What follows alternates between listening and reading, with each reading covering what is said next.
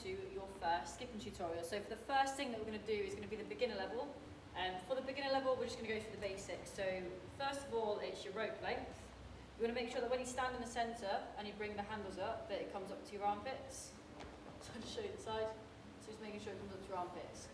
Obviously, people have different preferences, so if you find that you don't feel comfortable skipping at that length, then that's fine, but that personally works for me, and that's how I've always been taught. So that's what I tend to tell people to do.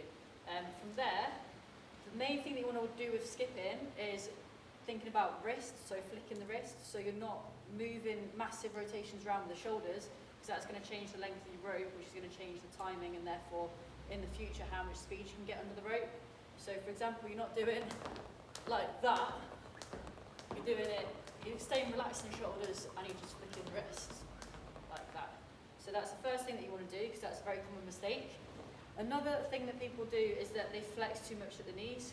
So they go like this.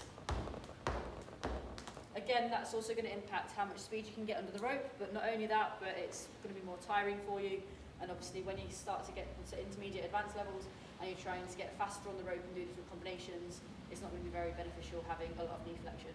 So for beginners, what I want you to do this week is just practice keeping the shoulders relaxed, flicking the wrists to start the movement of the rope, and just minimal knee flexion, as you can see here, rather than,